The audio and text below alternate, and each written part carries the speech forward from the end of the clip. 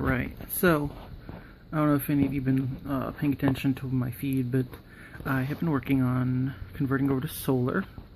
Once I move into the trailer, it really won't be a problem because everything in there runs off of 12 volt, and except the air conditioner, which is there's no way to run it off the solar panels. It's just way too much power.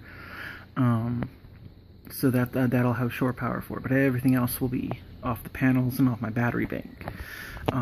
Outside my room here, I have my battery bank, which consists of batteries two of the batteries that came with my camper, and 2 batteries which I salvaged.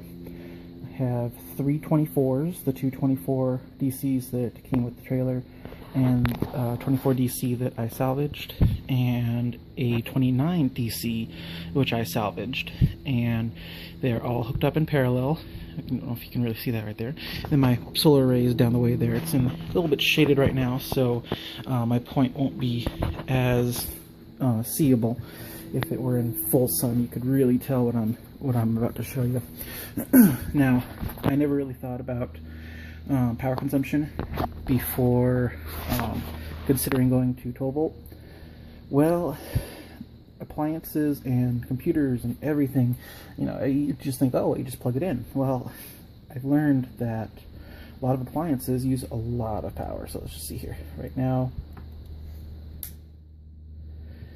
the panels and battery bank are sitting at 13 volts.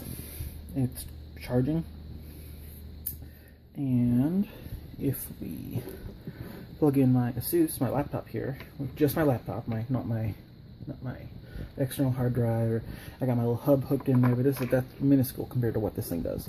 Alright, so we plug that in. Watch what happens.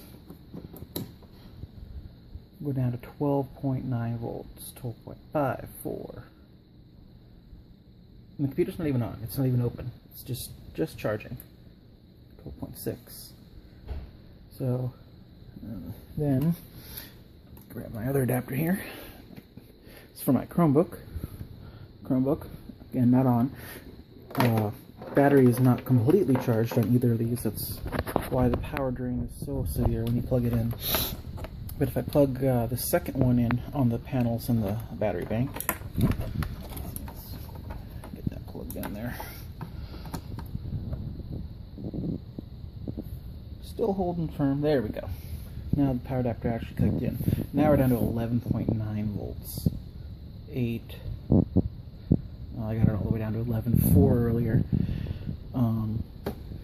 But let's go ahead and unplug. There we go. Unplug the ASUS, the big one, back up to 12.1 volts. And so it's charging, or at least it's trying. But definitely I'm learning a lot about amps, amp hours, watts, what all that equates to. And one of these, this is a Power Plus adapter, so it's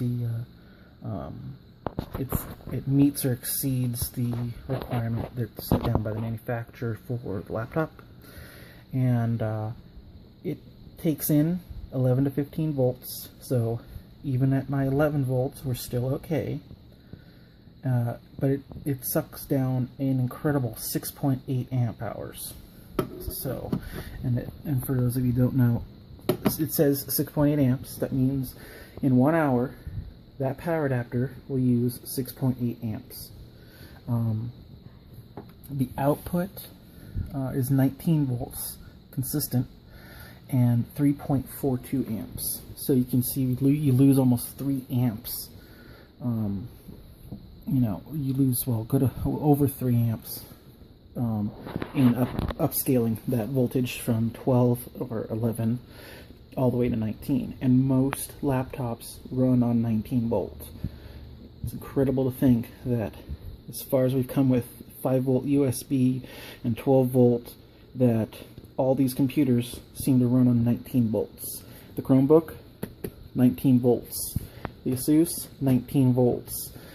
My older Acer, 19 volts. So it just seems to be a kind of a common between all of them. But you'd think we'd be able to get it down to 12 volts. But just thought I'd show you what I've been up to.